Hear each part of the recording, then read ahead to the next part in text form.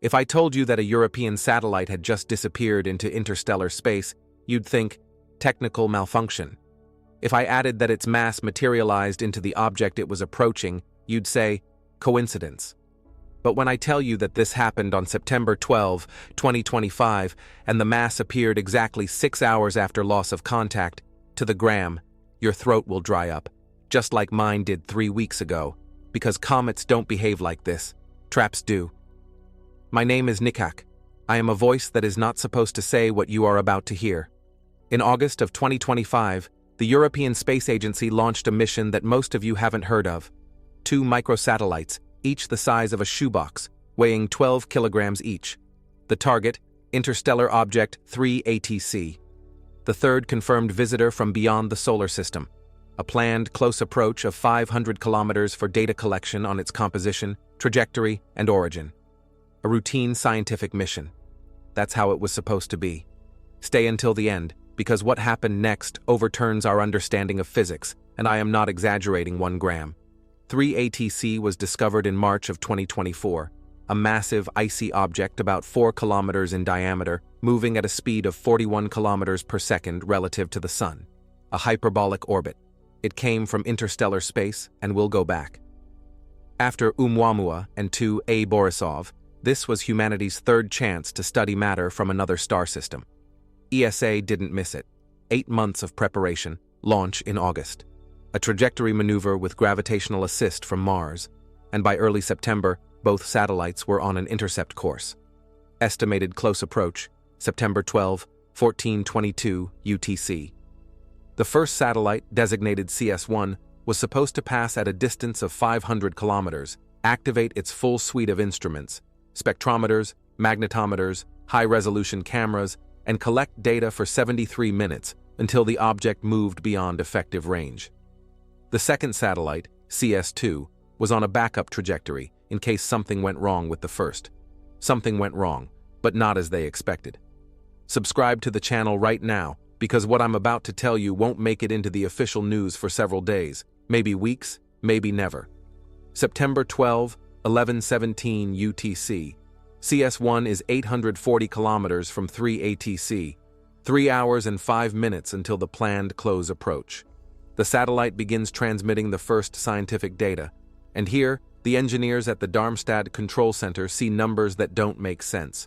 The gravity sensor shows an acceleration of 0.0034 meters per second squared towards the object. They recalculate twice, thrice.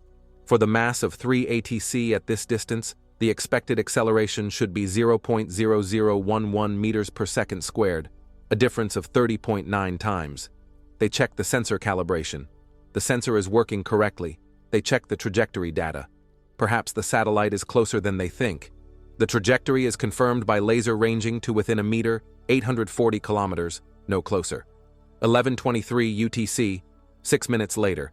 CS-1 transmits magnetometer data, an anomalously strong magnetic field of 340 nanoteslas. A comet cannot have this. Ice, rock, a bit of iron in the core, a maximum of 5 to 10 nanoteslas at this distance.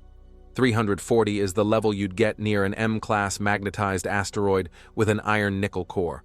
But 3ATC, according to spectral data, is an icy comet. Contradiction number 2.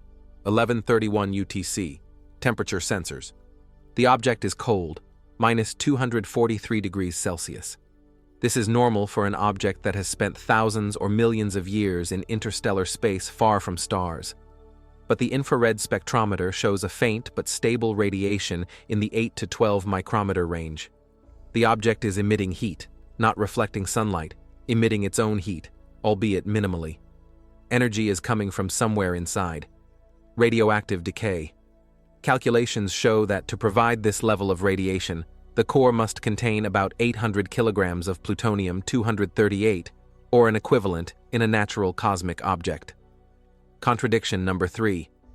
1204 UTC. CS-1 continues transmission. Distance, 710 kilometers. Gravitational pull is increasing disproportionately rapidly, already 0.51 meters per second squared. The satellite begins to adjust its trajectory, activating its engines to avoid deviating from the planned flyby course. Fuel consumption exceeds the calculated amount by 12 times. At the control center, they pull up the archives of Rosetta, Deep Impact, all comet missions. Nothing like it. Comets do not behave like gravitational anomalies. 12:47 UTC, distance 580 kilometers. Communication with CS1 begins to degrade. Periodic signal drops lasting from 2 to 11 seconds. They check the satellite's antenna. It functions normally. They check the ground receiving stations. 3 stations from different parts of the planet all confirm the drops. Something between the satellite and Earth is periodically blocking the signal, or something near the satellite is creating interference. A radio engineer in Darmstadt whispers a phrase to a colleague, which later appears in an internal report. It's like someone is probing frequencies. 1319 UTC, the last full telemetry from CS1, distance 520 kilometers. The satellite has used 83% of its fuel trying to maintain its course. Gravitational acceleration, 0.0089 meters per second squared. This is 81 times higher than calculated for an icy comet 4 kilometers in diameter. To create such gravity, the object's mass would have to be about 47 billion tons. This is the mass of a metallic asteroid 15 kilometers in diameter, but 3 ATC, by all visual observations, is 4 kilometers. Either the density of matter inside the object is 400 times higher than calculated, or we don't understand what is happening. 1321 UTC. CS1 stops responding to commands from Earth. The satellite enters autonomous emergency stabilization mode, a standard protocol when communication with the control center is lost. But communication is not lost. The satellite is transmitting telemetry. It simply does not respond to commands. Engineers send an emergency reboot command. No response. A command to orient the solar panels. No response. A command to activate the backup transmitter. No response. The satellite hears them. It is transmitting data indicating that it hears the commands, receives them, processes them, but does not execute them. 1323 UTC. Telemetry shows that CS1's engines have activated at maximum thrust, not on command from Earth. All 4 orientation engines are operating at full power, directing the satellite towards 3 ATC. The satellite is accelerating towards the object. The control center sends a command for emergency engine shutdown. Command received, processed, not executed. Remaining fuel, 11%. CS1 continues to accelerate. 1331 UTC, fuel depleted. The satellite is moving on a ballistic trajectory of impact onto 3 ATC. Distance 480 kilometers. Closing speed, 1.7 meters per second and increasing. Telemetry is stable, all systems are functioning. The high-resolution camera takes pictures of the object every 15 seconds, transmitting them to Earth. The images show a dark, irregular mass, a surface without detail, as if covered with a light-absorbing matte material. No craters, cracks, or structures. A smooth, dark surface. A comet with a smooth surface is like an ocean without waves. It doesn't happen. 1451 UTC, the last signal from CS1, distance 93 kilometers from the surface of 3 ATC. The satellite transmits a final data packet. Object temperature, minus 241 degrees. Magnetic field, 1,100 nanoteslas.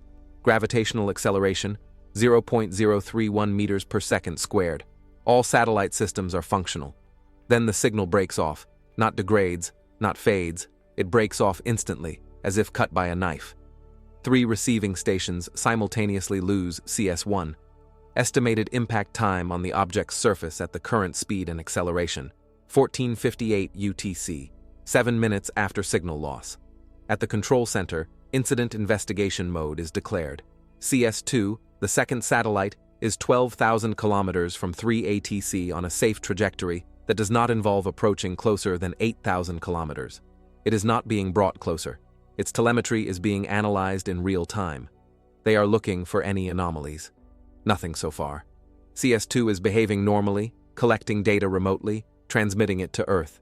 The satellite remains at a safe distance, and then the truly alarming part begins. Write in the comments what you think about this, because what I am talking about is on the verge of what science can explain in ordinary terms. 1507 UTC, 9 minutes after the loss of CS1. Ground-based telescopes tracking 3 ATC detect a faint flash on the object's surface. Duration, 0.3 seconds. intensity barely above background noise. The coordinates of the flash do not coincide with the calculated impact point of CS1, deviation approximately 80 kilometers. It could be a gas release, it could be sunlight reflecting off fresh ice. They record it, enter it into the log. The next 6 hours are spent analyzing the received data. Physicists build models trying to explain the anomalous mass. Version 1. The object contains a super-dense core, a black hole, neutron matter, exotic matter. Refuted by calculations. A black hole with a mass of 47 billion tons has a Schwarzschild radius of 0.07 millimeters. Its tidal forces would tear the satellite apart at a distance of several kilometers. CS1 approached to 93 kilometers and remained intact. Version 2. Measurement error. Systematic error in all sensors. Refuted by independent confirmation of CS1's trajectory by optical telescopes from Earth. The satellite was indeed deviating from its course, accelerating towards the object. Version 3. An unknown physical phenomenon, not described by modern science.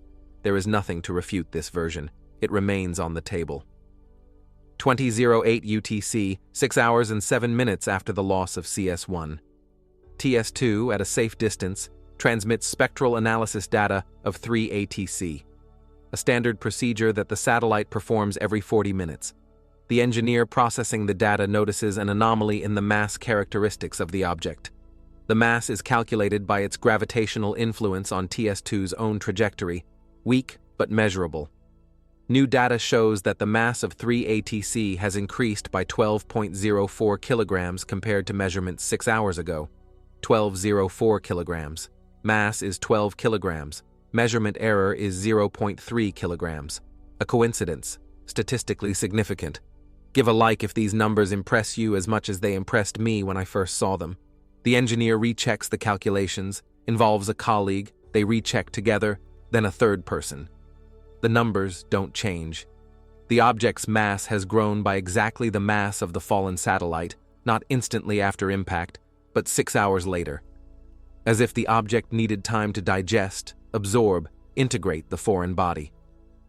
2134 UTC. An emergency meeting is convened in Darmstadt. The mission director, the chief engineer, 3 astrophysicists, a representative of the ESA scientific committee. 37 minutes of closed discussion. The meeting minutes are classified as restricted. The only thing that leaked is a phrase from one of the physicists, recorded by a colleague. We are dealing with an object that is actively accumulating mass. The meeting decides not to bring CS2 closer, to keep it at maximum safe distance, to continue remote observation, and to request assistance from NASA and other space agencies for ground-based observations. If this shocks you, know that it will get even more incredible, because the object has not finished surprising us. From September 12 to September 27, 3 ATC was under continuous observation. The Hubble telescope allocated 14 hours of observation time to it, an unprecedented amount for a single object in such a short period. JWST spectrometers conducted analysis in the infrared and mid-infrared ranges. The Varisa and Parkes radio telescopes searched for any radiation. CS2 continued remote monitoring, measuring the object's mass every 40 minutes. The mass remained stable, 47 billion tons plus 12 kilograms. No changes, no additional anomalies. The object moved on a predictable hyperbolic trajectory, moving away from the inner solar system. Speed stable at 41 kilometers per second. No maneuvers, no gas releases, no signs of activity except for stable, weak thermal radiation. On September 27, NASA holds a press conference. Official version: CS1 was lost due to a technical malfunction during its approach to the interstellar object 3 ATC. The malfunction may have been caused by the object's unexpectedly strong magnetic field, which caused a failure in the satellite's control systems. The mission continues using the second satellite at a safe distance. No mention of anomalous mass, no mention of the object's mass increase. Journalists' questions about the details of CS1's loss are redirected to ESA. ESA publishes a one-page statement. The incident is under investigation. Details will be published after the analysis is completed, but the data is already circulating in the scientific community between observatories. In private correspondence between astrophysicists, figures, graphs, Trajectories. One of the physicists working with CS2 data publishes a short message on a closed astronomer forum. I am observing an object that behaves like a gravitational sponge. It is not just more massive than it should be. It became more massive after contact with the probe. This is not the physics I know. The message is deleted 11 minutes later. The physicist is fired 3 days later for disclosing data protected by a confidentiality agreement, but a screenshot is made. It spreads through scientific chats, appears on Reddit, then on conspiracy sites. By October 3rd, the story already has a name: the Atlas gravitational anomaly, and dozens of theories. Theory 1. Conservative. Inside 3ATC is a super-dense core of exotic matter formed under conditions unknown to modern science. Perhaps a remnant of a supernova explosion captured by ice and dust in interstellar space. Problem: exotic matter capable of creating such strong gravity should exhibit other effects: radiation, space-time deformation. Nothing of the sort has been recorded. Theory 2. Radical. 3ATC is an artificial object, a ship, a probe, a structure created by an advanced civilization for interstellar travel. The outer shell is camouflage, imitating a natural cosmic body. Inside is gravity manipulation technology, an energy system unknown to humanity. Problem: why would such an object absorb our satellite? Coincidence, a defensive reaction, or a deliberate action? Theory 3. Frightening. 3ATC is not a ship nor an artificial object. It is a trap, a device designed to collect matter in interstellar space. It creates an anomalous gravitational field, attracts any mass within its range, absorbs it, and increases its own mass. A primitive but effective strategy for resource accumulation during a journey lasting thousands of years. Problem: if this is the case, then 3ATC may not be the only one, and it may not be directed randomly. Subscribe to the channel because monitoring this situation will continue every day, and you need to know what is actually happening, not what official sources are saying. The fourth theory, which is not officially published, but is discussed in narrow circles. The object is a living being, a life form that evolved in interstellar space, using gravity as a means of sustenance. It catches cosmic dust, meteorites, and now artificial satellites. Metabolism takes 6 hours to integrate new mass. It sounds like science fiction, but we know less about interstellar space than about the bottom of the Mariana Trench. On October 1st, a group of astrophysicists from 7 countries publishes an open letter demanding full transparency of the A3ATC data from NASA and ESA. They point out that if the object truly possesses the ability to actively accumulate mass, this discovery fundamentally changes our understanding of interstellar space. The object could be the first evidence of extraterrestrial technology or an unknown form of matter. Concealing data is unacceptable to the scientific community. The letter is signed by 114 scientists, including 3 Nobel laureates. On October 4th, ESA publishes a second report, 5 pages of technical details about the loss of CS1. The anomalous magnetic field is mentioned. The control system failure is mentioned. The decision not to bring CS2 closer is mentioned. Not a word about the object's mass increase. In the conclusions section, it states, further research is required to understand the nature of the observed anomalies. A formulation that says nothing and simultaneously confirms, there are anomalies. They are multiple. Their nature is unclear. The scientific community is splitting. One part demands the immediate organization of the next mission to 3ATC while it is still within reach. The window of opportunity is until the end of 2026. After that, the object will move to a distance requiring decades of flight. Another part insists on caution. If the object is truly dangerous, if it truly captures and absorbs everything that approaches, sending new probes could be a mistake.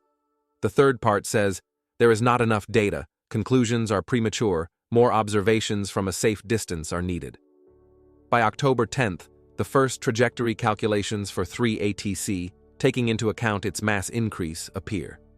The mathematics show that with the new mass, the object will slightly alter its hyperbolic orbit. The change is minimal, about 0.03%, but measurable. If this change is confirmed by observations in the coming weeks, it will be indirect evidence that the mass has indeed increased. that CS1 was indeed absorbed by the object. On October 17th, a group of astronomers from the Mauna Kea Observatory publishes the results of precise trajectory measurements. The orbit of 3ATC has deviated from the calculated one by 0.029%, with a measurement error of 4%. Statistical significance, 7.2 sigma. This is confirmation. The object's mass has increased, the satellite was absorbed. And then I realized that we are observing not a comet, not an asteroid, not space debris. We are observing a mechanism, primitive or complex, unknown, natural or artificial, unknown. But it is a mechanism with the function of capturing mass, retaining it, integrating it. And this mechanism is in our solar system, moving through it at a speed of 41 kilometers per second, passing by the orbit of Mars, then Earth, then heading back into interstellar space. It will be here until mid-2026, then it will disappear forever, taking with it 12 kilograms of our technology, dissolved in its mass. Click like and subscribe to the channel if you want me to continue covering this topic, because the story doesn't end here. On October 22nd, the China National Space Administration announces that it is considering launching an emergency mission to 3ATC in the first quarter of 2026. An unofficial statement, a leak from internal correspondence that reaches journalists. CNSA plans to use a modified version of the Zond Tian for a rapid intercept. The goal, an approach at 1,000 kilometers without physical contact. Only remote observation. Launch possible by February, approach by June 2026. The window of opportunity is narrow, the mission is risky, but feasible. No official confirmation. On October 25th, a NASA representative, in a private conversation with a colleague from the Max Planck Institute, a conversation recorded and leaked online 2 days later, says, "We don't know what we're dealing with. It could be a natural object with exotic properties. It could be an artifact. In any case, we are missing an opportunity of a century if we don't study it before it leaves the system." But after CS1, no one wants to take responsibility for the next mission. And herein lies the quintessence of our situation. We have an object that defies physics, an object that may possess properties capable of revolutionizing our understanding of gravity, matter, possibly technology. And we have fear. Fear that if we get too close, we will lose another probe, or more. Fear that the object is more dangerous than we think. Fear that the answer to the question of what it is will change too much. On October 27th, the private company Axiom Space makes a statement that sounds like it's from a science fiction movie. They are ready to finance a private mission to 3ATC if they find partners for the development of the apparatus. The statement is met with skepticism. The cost of such a mission is at least $800 million. The development and launch timelines are unrealistically tight. But the statement itself shows that interest in the object has gone beyond state space agencies. The private sector is ready to risk money for the data that 3ATC can provide. Between October 28th and November 1st, today, the situation has stalled. CS2 continues observation from a safe distance. The Atlas continues its movement, moving away from the center of the solar system. The mass is stable, no new anomalies, no changes. Ground-based telescopes are monitoring the object around the clock. Hubble, JWST, many ground-based observatories. They are recording the same thing. A dark, smooth surface, weak thermal radiation, an anomalous magnetic field. The object is behaving calmly, as if the CS1 incident was a singular event, or as if it is waiting. But a different story is unfolding in parallel, one that few are talking about publicly. A story about what is in the CS1 data, transmitted before contact was lost. I mentioned that the satellite took pictures every 15 seconds. From a distance of 840 kilometers to 93 kilometers, CS1 managed to transmit 284 images of the Atlas. The resolution is high, about 3 meters per pixel in the final shots. In the first 270 images, it's what I described: a dark mass, a smooth surface without details, absorbing light. But in the last 14 images, taken from a distance of less than 200 kilometers, details begin to emerge. Image 271, distance 187 kilometers. On the surface of the object, faint lines are visible, forming geometric patterns, not cracks, not natural formations. The lines are straight, intersecting at angles of 60 and 120 degrees, forming a network of triangles and hexagons, covering approximately 40% of the visible surface in this image. The width of the lines is about 50 meters. The depth or height is indeterminate from a two-dimensional image. Image 275, distance 151 kilometers. The geometric patterns become clearer. Additional details appear. Inside some of the hexagons, concentric circles are visible. 3 to 5 rings with diameters from 200 to 800 meters. One of the astrophysicists analyzing these images leaves comments in interoffice correspondence. It looks like a printed circuit board, only the size of a city. Image 279, distance 118 kilometers. In the center of one of the large hexagons, a structure is visible, protruding from the surface. Its height is estimated using photogrammetry by comparing shadows to be 12 to 15 meters. The structure is cylindrical, about 80 meters in diameter. Around it is a ring of 8 smaller structures, each 3 to 4 meters high. Natural formations of such regular shape are never encountered. Image 282, distance 101 kilometers. The last clear image before the loss of communication. This image shows a detail that caused the analysis team to stop work and hold an emergency meeting. On the edge of one of the large hexagons, where the lines intersect, a depression is visible, or rather, a hole. Perfectly round, about 40 meters in diameter. Absolutely black. The camera does not capture any details inside, as if it were a tunnel going deep into the body of the object. Near this opening, at a distance of approximately 100 meters, another structure is visible. It does not resemble the others.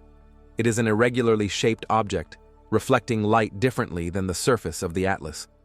In the enlarged image, processed by contrast enhancement algorithms, details are visible.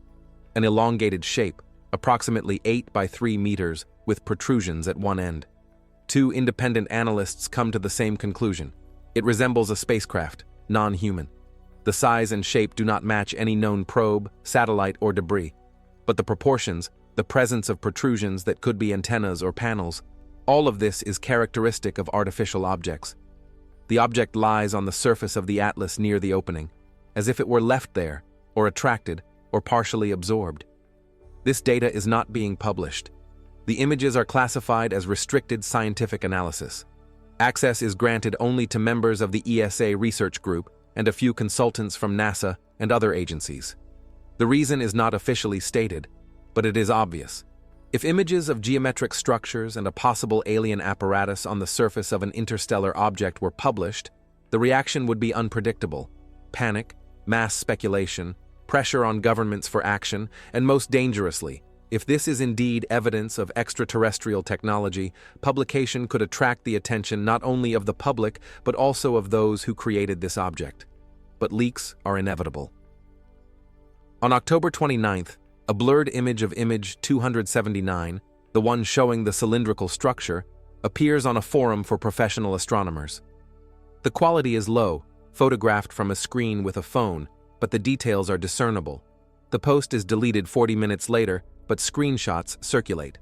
By the evening of the same day, a thread appears on Reddit titled, "Did someone find alien structures on Atlas?" with the same image. 14,000 comments in 18 hours. Moderators close the thread, citing rules on misinformation, but the discussion moves to other platforms. On October 30th, an anonymous account publishes a series of 6 images on Twitter, allegedly from CS1 Images. 3 images match those I described. 3 others are fakes, crude Photoshop compositions with added alien ships and inscriptions like "contact." This mixture of real leaks and fakes is confusing the situation. Now it's impossible to determine which images are real and which are the fantasies of conspiracy theorists. Perhaps this was the goal: to discredit real leaks by drowning them in a flood of disinformation. On October 31st, ESA issues a short statement. "We are aware of images circulating on the internet, allegedly obtained from the mission to the Atlas. Most of them are fabrications. We will not comment on the authenticity of specific images. Full scientific data from the mission will be published after the analysis is completed, in accordance with standard procedures." The statement neither confirms nor denies anything. A standard tactic: do not lie directly, but do not reveal the truth either. And here we come to the key question that torments everyone who knows the full picture. If the atlas indeed has artificial structures on its surface, if it is indeed capturing and absorbing mass, if the remains of another spacecraft of unknown origin lie on it, what does this mean? Version 1. The atlas is an ancient artifact, drifting between the stars for millions of years, created by a civilization that has long since disappeared or moved far ahead. The object performs the function of a collector, attracting cosmic dust, meteorites, any matter in its path, accumulating it, possibly using it to maintain some systems. The unknown apparatus on its surface is another probe that fell into the same trap, possibly thousands of years ago. We are not the first to encounter the atlas, we are simply next. Version 2. The object is active. The structures on its surface are not remnants, but functioning systems. Geometric patterns, antennas, sensors, elements of a more complex mechanism. The object does not just drift between the stars, it explores them, collects data, possibly transmits it somewhere. When CS1 approached, the object reacted, captured it, studied it, integrated it. The 6 hours it took to increase its mass were analysis time. Now, somewhere inside the atlas, there is information about our technology, our civilization, possibly about us ourselves. And we don't know who this information will be transmitted to. Version 3. The least comforting. The atlas is neither an explorer nor an artifact. It is a weapon or a trap. The object deliberately moves along a trajectory passing through inhabited star systems. Its gravitational anomaly attracts the curious. Any civilization that has achieved space technology will notice the anomaly, send a probe, and lose it. The object collects technological samples, studies the development level of civilizations, possibly sorts them. Those who pass a certain threshold of development receive what? Contact, a threat. We don't know, because we have just failed our exam by sending CS1 directly into the trap. Each of these versions is supported by part of the data. Each is refuted by another part. We have insufficient information to draw a final conclusion, and too much data to ignore the problem. Today, November 1st, 2025, the situation is as follows. The atlas is at a distance of approximately 480 million kilometers from Earth, moving away at a speed of 41 kilometers per second. CS2 continues observation at a distance of 9,500 kilometers, collecting data but not approaching. The object's mass is stable at 47 billion tons plus 12 kilograms. The scientific community is divided into those who demand a new mission and those who oppose it. Space agencies are silent or issue vague statements. China is possibly preparing its own mission. Private companies are making bold statements without real action, and the object continues its movement. Every hour, it moves away from us by 147,600 kilometers, and every day by 3.5 million kilometers. By the end of November, the distance will exceed 600 million kilometers. By the end of the year, 1 billion. The window of opportunity is closing. If humanity wants answers, a decision needs to be made now, not in months now. But here's the paradox. Even if a decision is made today, even if someone launches a mission in emergency mode by February 2026, what will we send? Another probe that could suffer the same fate as CS1? An apparatus with observation instruments, but without the ability to approach close enough for detailed study? Or will we send something fundamentally different? There are ideas discussed in back rooms, never officially voiced. Send a probe with a nuclear engine capable of withstanding gravitational capture. Send a swarm of microsatellites. If one is captured, the others will continue the mission. Send an apparatus with low mass, so that even in case of absorption, the change in the atlas's mass is measurable and gives us more data. Each idea runs into time, money, technology, and risk. Because there is another question that no one is talking about aloud, but everyone is thinking about. What if the atlas reacts to attempts at study? What if the capture of CS1 was not an automatic process, but a decision?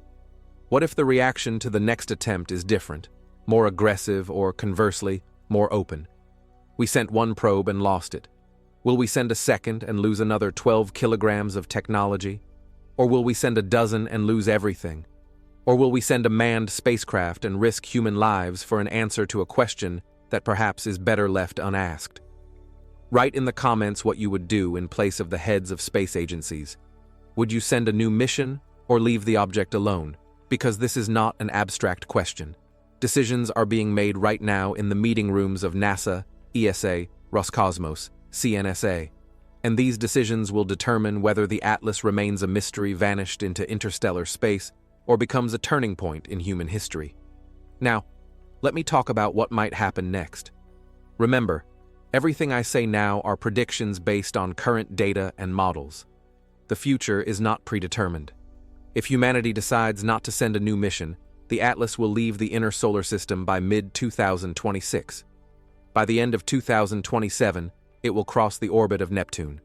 By 2030, it will exit the Kuiper Belt and begin to head into interstellar space. Observing it will become impossible. The object is too far, too dark, too small for our telescopes.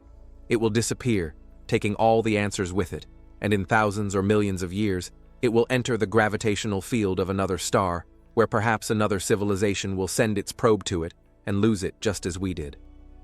In this scenario, humanity will preserve the CS1 data, the images, the measurements. Physicists will analyze them for decades, build theories, write articles. Hundreds of hypotheses about the nature of the Atlas will emerge, but none will be confirmed.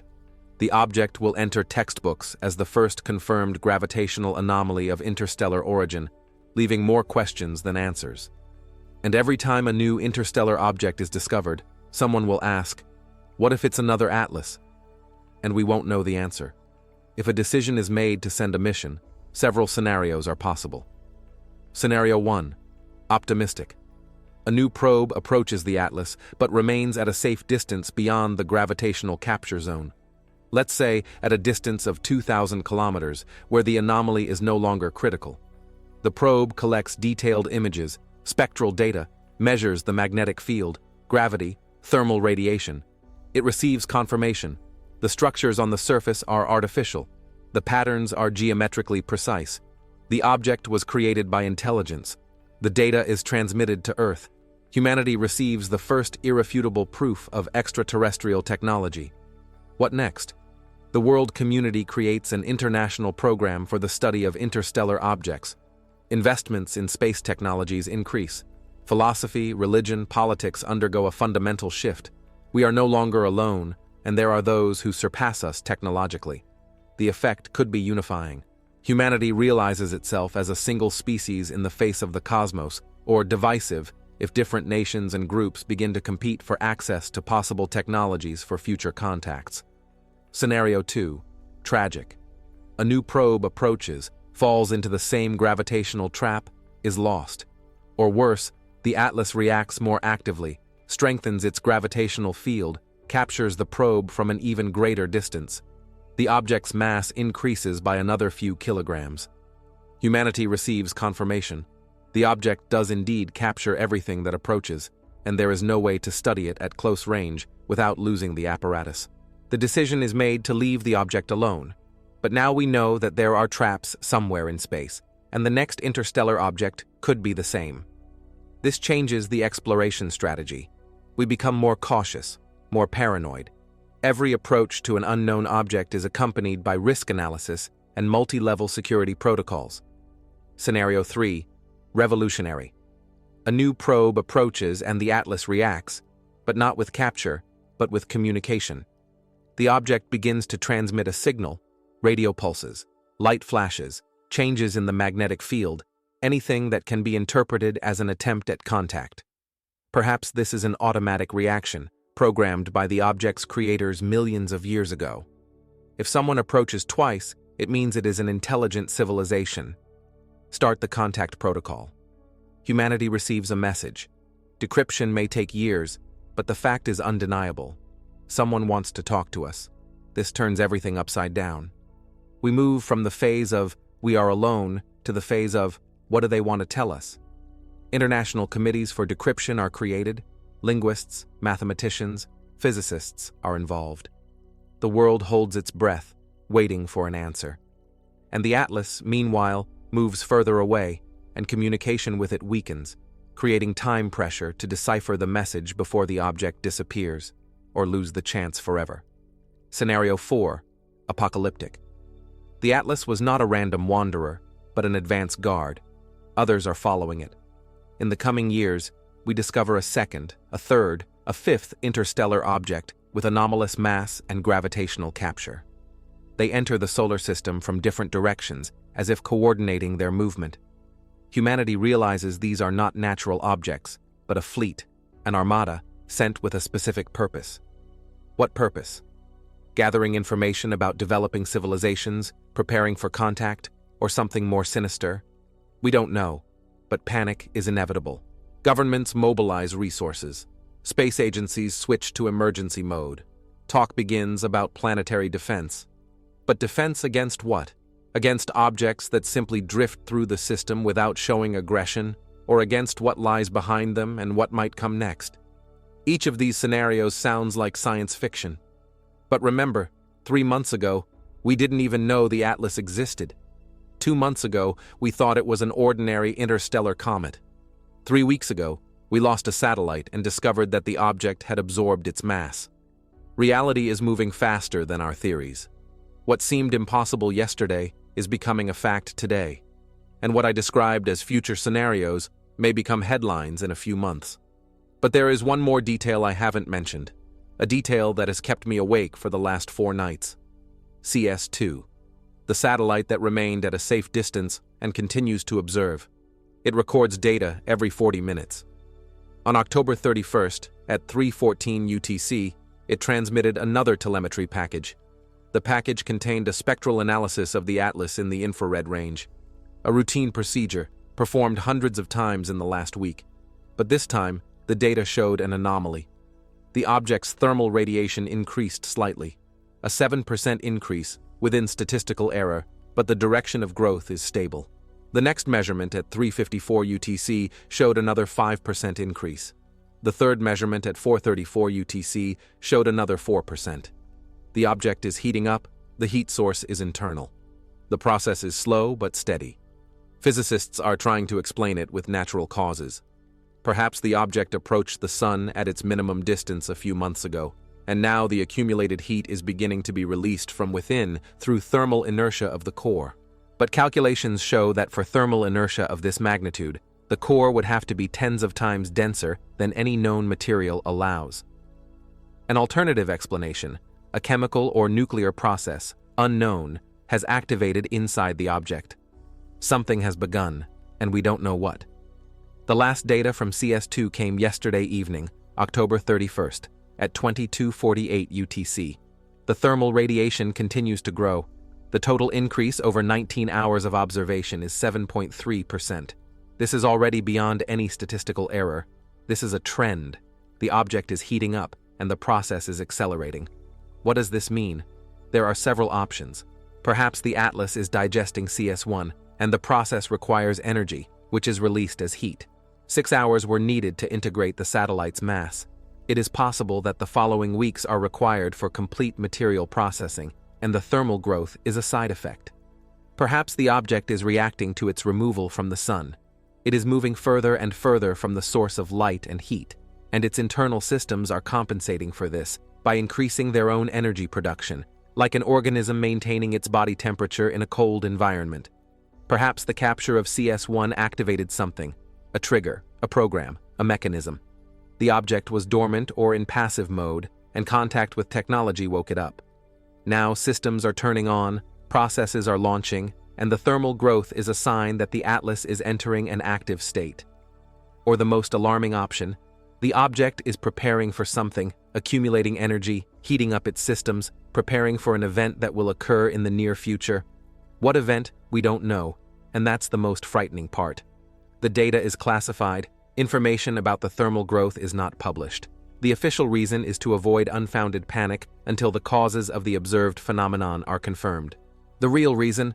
No one knows how to explain it to the public without causing chaos. But physicists continue their work. Models are being built, predictions are being calculated. If the current trend continues, the thermal radiation of the Atlas will reach a level visible to the naked eye from Earth by mid-December. The object will begin to glow faintly, like a sixth-magnitude star, but a seemingly dark interstellar comet will turn into a luminous point in the night sky, and then hiding the information will become impossible. Amateur astronomers with telescopes will notice the anomaly. Questions will rain down. And what if the trend accelerates? If the growth of thermal radiation is exponential, not linear, then events will unfold much faster. By the end of November, the object may become visible. By mid-December, bright. And what will happen when the thermal radiation reaches a critical level? An explosion, a transformation, the separation of part of the object, the activation of a hyperdrive, and the atlas will disappear from our reality, leaving only a gravitational wake. We are building scenarios, but they are all guesswork. Today, November 1st, the CS2 teams continue monitoring. Every 40 minutes, new data arrives. Physicists are on duty around the clock, tracking every change. Telescopes are pointed at the object, recording spectra, images, any signs of activity. And everyone is waiting for the next measurement, the next percent of growth, the next anomaly. Because now we know 3 Atlas is not a dead object drifting through space. It is alive, perhaps literally, perhaps metaphorically, but it is active, it reacts, it changes, and we have only begun to understand what we have encountered. So what will happen in the coming weeks? Will the object continue to heat up until it reaches some threshold? Will the process stop when the digestion of CS1 is complete? Or will we witness something that will overturn our understanding not only of space, but of the very nature of reality? I don't know, nobody knows. But I know one thing: decision-making is ending faster than we thought. Let me share another detail that did not make it into the official reports, but is circulating in narrow circles of specialists. On October 30, a group of astrophysicists from the Max Planck Institute for Extraterrestrial Physics conducted an independent analysis of the trajectory of 3 Atlas over the last 3 months. They used data from numerous ground-based observatories, built a high-precision model of the object's movement, and accounted for all gravitational perturbations from planets, the Sun, and even large asteroids. The result of their work: the trajectory of 3 Atlas deviates from the calculated one not only due to the increase in mass after the capture of TS1. There are additional micro-deviations that cannot be explained by gravitational effects. The deviations are minimal, on the order of a few kilometers over billions of kilometers of travel, but they are there, they are measurable, and they are not random. The pattern of deviations shows that the object is correcting its trajectory not constantly, not sharply. Approximately every 11 to 14 days, a micro-impulse occurs, a change in speed or direction by a fraction of a percent lasting a few minutes. Too weak for a visible effect, but sufficient for a gradual change in course. Natural objects do not behave like this. Comets can change their trajectory due to gas emissions, but emissions are chaotic, depending on heating by the sun, on the rotation of the comet. Here the pattern is too regular. 11 to 14 days, impulse, pause, impulse. As if someone or something is correcting the course, maintaining a certain trajectory. Where does this trajectory lead? Calculations show, taking into account the micro-corrections, 3 Atlas is not just leaving the solar system on an arbitrary hyperbolic orbit. It is moving towards a specific point in interstellar space. In 1850 years, if the current trajectory is maintained, the object will enter the vicinity of star HD 26965, a K1 spectral class orange dwarf, located at a distance of 16 light-years from the Sun. HD 269065 is not a random star. It has a planetary system, including at least one super-Earth in the habitable zone. Planet HD 269065b, mass 8.47 Earth masses, orbital period 42.4 days, temperature regime allowing the existence of liquid water, a potentially habitable world. Coincidence: an interstellar object with anomalous gravity, absorbing technology, carrying artificial structures on its surface, is moving directly towards a star with a potentially habitable planet. The group from Max Planck is not publishing this data. They are sending a closed report to the European Space Agency, NASA, and several other agencies. The report ends with the phrase, "We recommend considering the hypothesis of directed movement with high priority." If 3 Atlas is a probe or a messenger directed towards specific star systems, it is necessary to re-evaluate the strategy of interaction with interstellar objects as a whole. Re-evaluate the strategy. A diplomatic way of saying, everything we thought about comets, asteroids, interstellar wanderers may be wrong. Space is not empty and dead. Space is inhabited by objects performing functions. and some of these functions include visiting stars with potentially habitable worlds. Why? To study if there is life there, to collect samples of technology, if life has reached the cosmic stage, to prepare the ground for something that will arrive later. We return to the same questions, only now they sound more acute because we have the object's destination. And one more detail that makes everything look even more confusing. HD 26965 is located in the constellation Aries. When viewed from Earth, it is in the direction of Aries that this star is located. And 3 Atlas, when it was discovered in March 2024, was moving from the direction of the constellation Draco. The trajectory is not accidental. It is calculated to pass through the solar system at a specific angle, gain gravitational acceleration from the Sun, minimal but measurable, and continue its path to 26965 with a corrected speed. This is called a gravity assist. We use it for our probes when we send them to the outer planets. Voyagers, Cassini, New Horizons. All used planetary gravity for acceleration and course change, but the Voyagers were launched by us, knowing where they would fly. 3 Atlas. Someone launched it thousands or millions of years ago, calculating the trajectory so that it would pass through our system, possibly collect data about us, and continue its journey to the next target. This is a level of planning and technology that surpasses anything we can imagine. Imagine a civilization capable of creating objects that travel between stars for millennia, performing tasks autonomously, reacting to encounters with other civilizations, collecting information. Imagine a network of such objects moving through the galaxy, connecting stars into an information web. Each object is a node, collecting data about its system, transmitting it further to the next node, to the center of the network, to the creators. We have just become part of this network. Our satellite has been absorbed, our technologies have been studied, our existence has been recorded, and information about us is now traveling inside 3 ATL-C HD 2065. From there, possibly further to other stars, to other nodes, and ultimately to those who launch this system. What will they do with this information? Mark us as a developing civilization that has achieved space technology. Contact is possible in years, or as a potential threat requiring monitoring, or they will not pay attention at all. To them, we are like ants, too primitive for serious attention. We don't know, but the fact remains. We sent a signal into space unintentionally, not through a radio message from SETI, but through the loss of a satellite in a gravitational anomaly. And this signal cannot be cancelled because it is physically embedded in the mass of an object moving towards another star. Some scientists say, "It's okay. We've been broadcasting radio signals into space for centuries. Any advanced civilization could have intercepted them, but radio signals weaken with distance, dissolve in cosmic noise. To hear our radio at a distance of 100 light-years, you would need antennas the size of continents and fantastic sensitivity.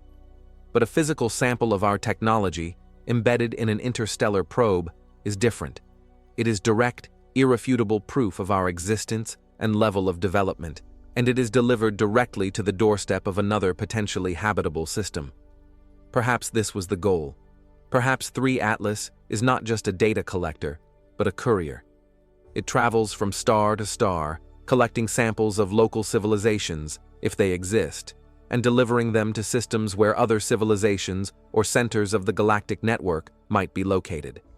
Interstellar mail, operating for millennia, connecting intelligent species separated by light years. A romantic idea. But there are also less romantic interpretations. What if the samples are collected not for knowledge exchange, but for cataloging threats? What if somewhere there is a database of all cosmic civilizations within a radius of 1,000 light-years? And 3 ALAS has just made an entry in it. Solar system, 3rd planet. Technological species, development level. Initial space expansion, year of visit 2025, according to the local calendar. And what happens to the species in this catalog next?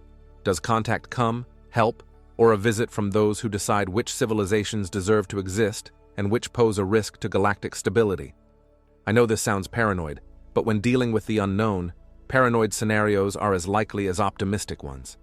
We project human qualities onto extraterrestrial civilizations: curiosity, benevolence, desire for contact.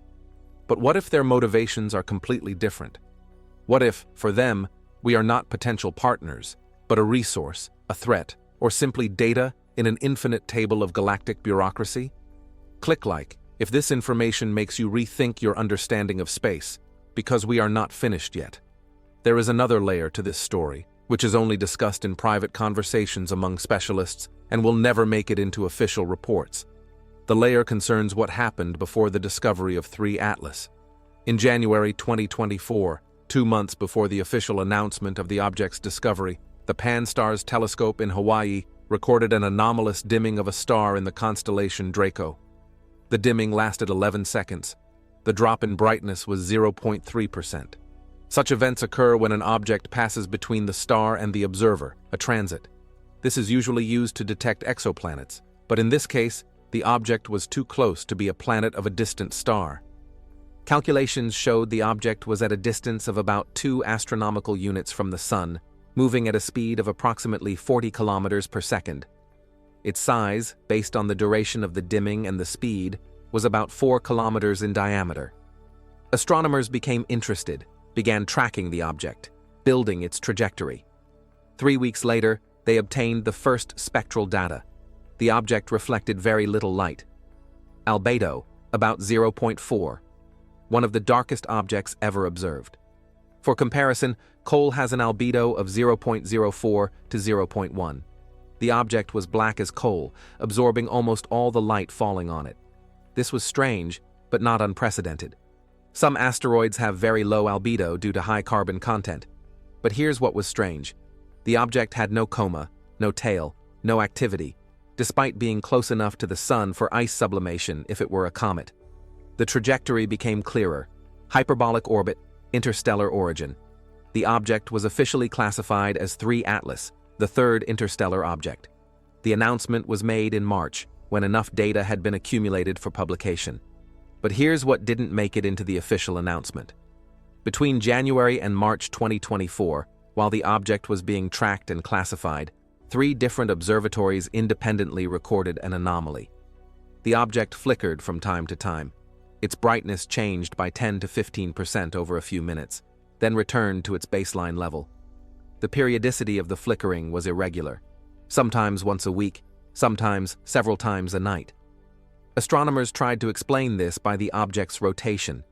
If one side is more reflective than the other, rotation would create periodic changes in brightness. But calculations showed that to create the observed variations, the object would have to rotate with a period of 2 to 40 hours. Moreover, the period constantly changed. Objects do not rotate like this. Angular momentum is conserved, the rotation period is stable, unless the object is subjected to significant external influences. Alternative hypothesis. The flickering is caused by emissions of gas or dust from the surface, but spectral analysis showed no signs of a coma, no emission lines characteristic of sublimating gases. The object remained inert, dark, silent. The third hypothesis, which no one officially voiced, but which was discussed in the corridors. The flickering is a sign of activity. Something on the surface or inside the object is turning on and off, creating brief changes in reflectivity. Engines, sensors, windows, hatches, anything that could change how much light the object reflects back into space for a few minutes. Data on the flickering was classified not by an official order, but by a silent agreement, to publish only the main characteristics: orbit, size, albedo. Anomalies were left for internal analysis, so as not to provoke speculation. But now, after the loss of CS1, after the discovery of geometric structures, after the increase in the object's mass and the start of thermal growth, these flickers take on new meaning. Perhaps the object has been active all along. Perhaps those flashes of activity in January-March were a sign that 3 Atlas was scanning the system, assessing whether there was a civilization here, whether it was worth activating data collection protocols. And when CS1 approached it in September, the object received confirmation. Yes, there is a technological civilization here. Activate capture, collect a sample, integrate. Prepare to transmit data to the next network node. If this interpretation is correct, then we did not lose CS1 by accident. We lost it because 3 Atlas was waiting for it. Waiting for us to send technology to it ourselves so that it could study it, classify us, and continue its mission. We fell into a trap that has been working for thousands of years, designed for any space civilization to show curiosity, Send a probe, lose it. A simple but effective strategy for collecting data about the galaxy. And the most frightening thing is, if this is true, then 3 Atlas is not a unique object. It is a representative of a whole class of interstellar probes scattered throughout the galaxy, moving from star to star, collecting samples, cataloging civilizations. How many are there? Dozens, thousands, millions? We have only begun to notice interstellar objects in recent decades. Oumuamua in 2017, Borisov in 2019, now 3 Atlas. Statistics suggest that approximately 1 interstellar object larger than 100 meters passes through the solar system every few years.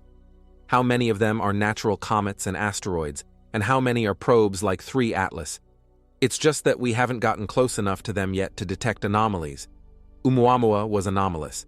Elongated shape in a length-to-width ratio of 10:1, uncharacteristic of natural objects. Acceleration. It accelerated when moving away from the sun without visible gas emissions, which led to hypotheses about a solar sail. Albedo, high, about 0.1. A shiny object. Rotation slow, period about 8 hours, stable. 2 Borisov was more like a regular comet. Coma, tail, spectral signs of sublimating ice, but even it had anomalies. The composition of the coma did not fully correspond to what was expected for objects in the solar system. The ratio of carbon and nitrogen isotopes was slightly different. A 3 Atlas extremely dark, gravitationally anomalous, absorbing technology, carrying geometric structures, heating up from within, correcting its trajectory towards a specific star system. 3 interstellar objects, 3 completely different sets of characteristics, 3 different levels of anomaly. Perhaps this is natural diversity. Space is full of strange things, and each interstellar wanderer is unique in its own way. Or perhaps these are different types of probes, performing different functions, created by different civilizations or in different eras by one civilization. Oumuamua, a scout, fast, maneuverable, collecting data remotely. Borisov, a mimic, imitating a natural comet to avoid attracting attention. Atlas, a collector, capturing physical samples of the technologies of encountered civilizations. Speculation. Yes. But after the last 3 months, I am no longer sure where the line between speculation and reality is. Subscribe and turn on notifications, because events around Tight Atlas are unfolding every day. And what I will tell you in the next issue concerns humanity's plans for a response, because a response is being prepared, not officially yet, but at the level of closed discussions, but movement is underway. On October 27th, a closed meeting of representatives of 5 space agencies took place in Geneva: NASA, ESA, Roscosmos, CNSA, JAXA. The official agenda was discussion of international cooperation in the field of planetary protection. The real agenda was Atlas, and what to do with it.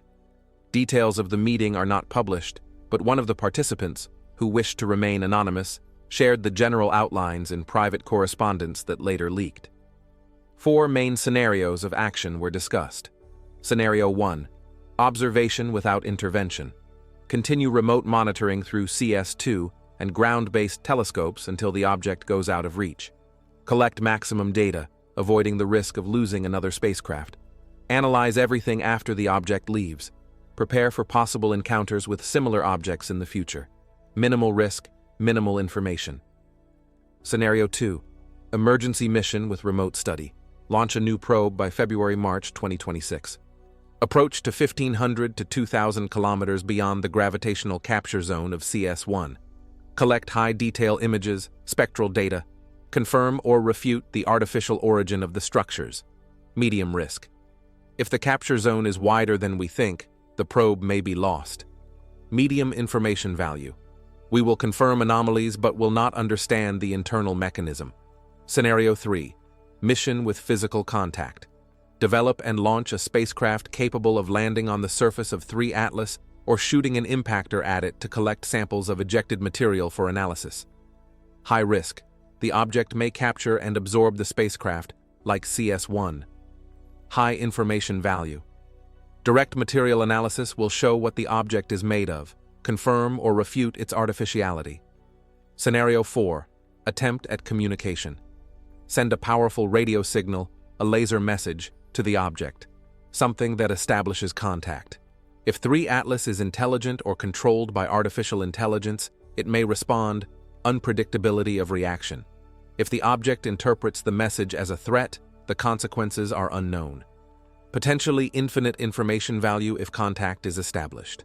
Agency representatives were divided. NASA and ESA lean towards Scenario 2. Emergency mission from a safe distance. Risks are acceptable. Technology is available. Launch is realistic by spring 2026. Roscosmos and CNSA are considering Scenario 3.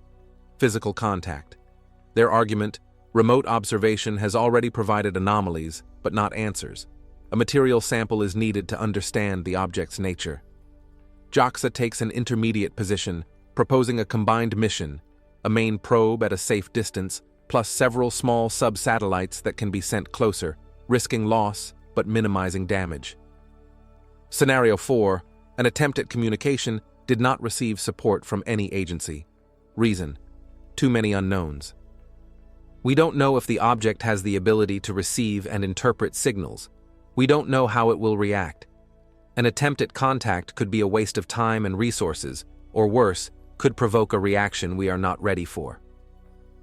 The meeting concluded without an official decision. Each agency promised to consult with leadership and experts and return with proposals by mid-November, but it is already clear that an international mission to Tight Atlas will happen. The only question is the format, the timing, and who will lead. In parallel, unofficial players are emerging. On October 30, the private foundation Breakthrough Initiatives, known for funding projects to search for extraterrestrial life, published a statement. They are ready to allocate $200 million for a mission to 3 ALC if partners can be found among space companies and agencies. Money is on the table, technology and expertise are needed.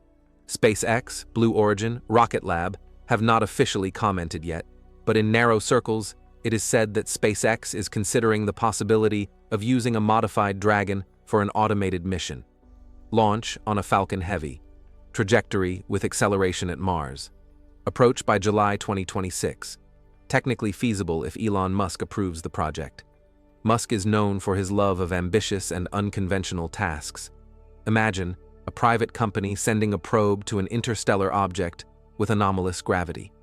Before government agencies make a decision, the prize goes to a foundation, not NASA or ESA. A revolution in space policy.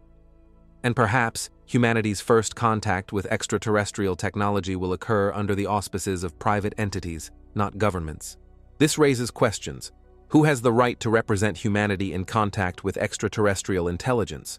Who makes the decision about what to send, how to interact, what to do with the received data? International treaties on this topic exist, but they are vague, do not account for the private sector, and frankly, were written in an era when contact seemed a distant theoretical possibility, not an event of the coming months. And events are accelerating. Yesterday, October 31st, the Hubble telescope registered a new anomaly in the thermal radiation of 3I Tsiolkovsky. In addition to the general increase, which continues, localized hotspots have appeared, areas on the object's surface where the temperature is 15 to 20 degrees higher than in surrounding zones. The hotspots are not located randomly. They form a pattern. 3 groups of 4 points, arranged at the vertices of equilateral triangles on the visible hemisphere of the object. The distance between the points in a group is approximately 800 meters. The distance between groups is about 3 kilometers. The temperature of the hotspots is minus 223 degrees Celsius. It sounds cold, but for an object with an average temperature of minus 241 degrees, this is a significant difference.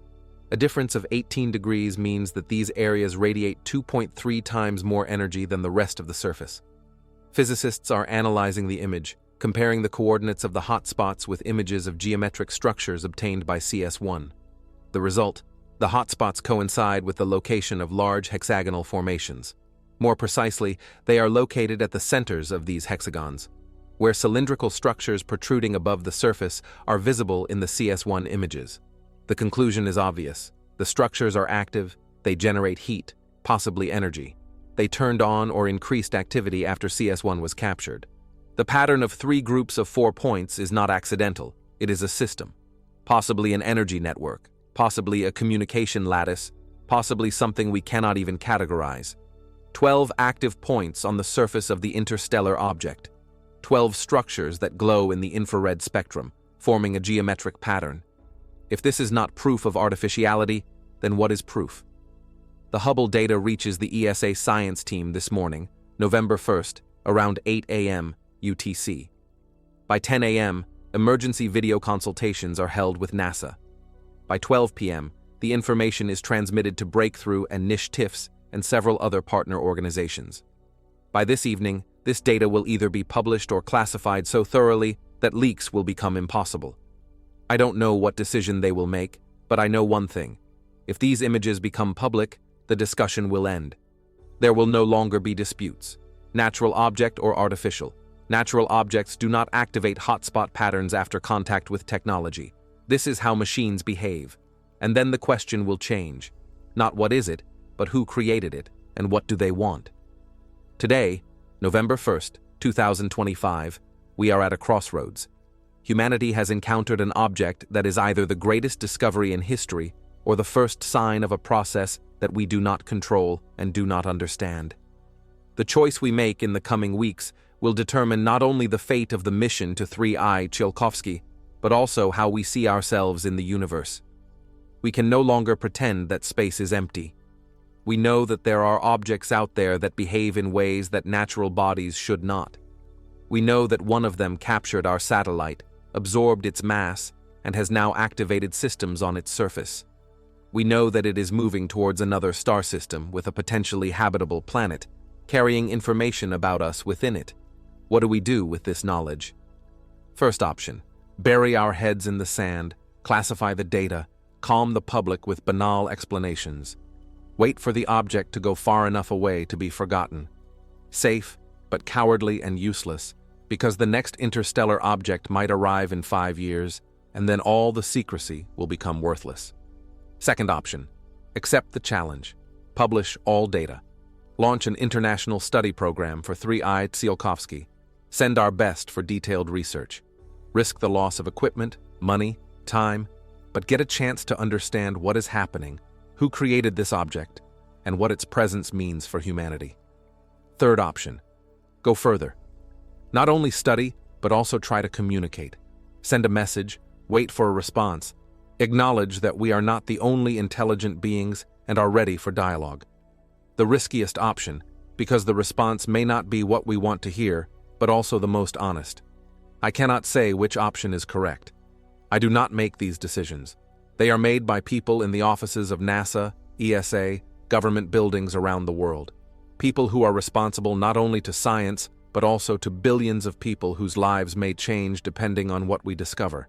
But I know that a decision must be made quickly, because every day, 3I Tsiolkovsky moves away by 3.5 million kilometers. Every week of delay reduces the possibilities for future missions. By the end of November, launching an emergency mission will become technically more difficult. By the end of December, almost impossible with current technologies. By the end of 2026, the object will be beyond realistic reach for a decade. The window is closing, and we either jump through it, or we stay and watch it slam shut, taking with it the answers to questions that humanity has been asking. There is one more point I must tell you about. A point that ties everything together and shows how deep this story really is. In 1977, NASA launched 2 probes, Voyager 1 and Voyager 2. On board each was a golden record with recordings of Earth's sounds, music, images, a message from humanity to space. The idea was simple. If someone found the probes millions of years from now, they would learn about us.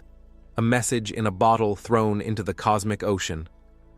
48 years later, the Voyagers are more than 160 astronomical units from the Sun in interstellar space, moving at a speed of about 17 kilometers per second. In 40,000 years, Voyager 1 will pass within 1.6 light-years of the star Gliese 445. In 300,000 years, it will approach other stars. Perhaps someday someone will find them. But what if someone else used the same idea millions of years ago? What if 3I Tsiolkovsky is another civilization's Voyager, carrying information about its creators, drifting from star to star, collecting information about the worlds it encounters? We sent our message into space on golden records, calculating that someday it would be found.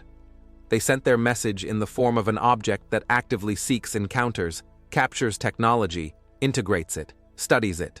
2 strategies, 1 goal: to leave a trace in the universe, to tell about themselves, to find others. And here we have met. Their messenger and our civilization. The moment of contact has already happened. On September 12, 2025, when CS1 was captured, we simply haven't realized the scale of this event yet.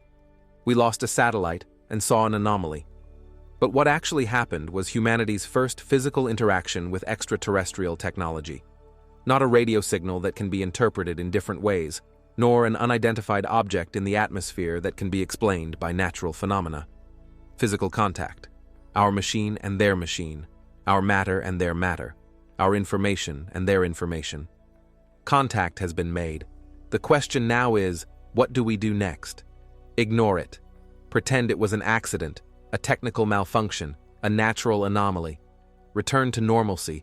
Launch satellites to Mars. Build bases on the moon. Continue living as if the universe has not changed, or admit that the boundary has been crossed, that we are no longer alone, that somewhere out there in the depths of space, there exists or existed a civilization advanced enough to send objects between stars.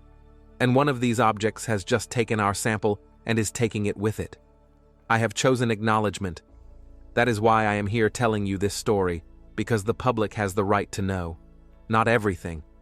Some data indeed requires careful handling, but the main fact is, we are not alone, and the evidence is moving through the solar system. Right now, write in the comments whether you believe that 3i Tsiolkovsky is an artificial object, or if you think there is still a natural explanation. Write what you would send on the next mission to the object: a remote observer, a contact probe, or a message attempting communication. Your opinion is important because it concerns all of us.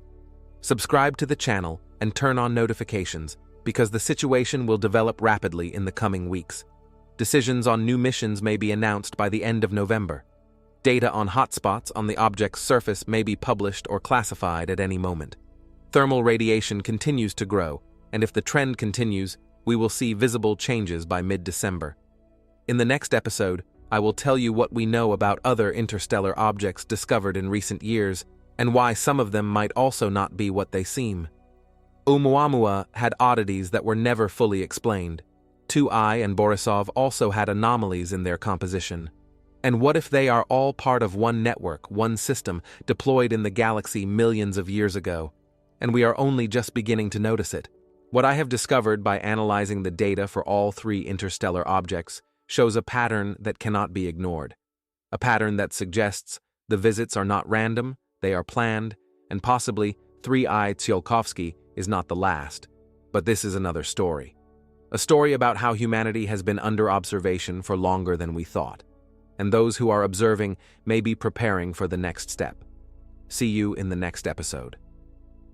Stay on that side of truth, where facts speak louder than fears. Because the truth, whatever it may be, is better than ignorance. Even if the truth forces us to reconsider everything we knew about our place in space. See you soon. And remember, the sky is no longer empty. It is watching and waiting for what we do next.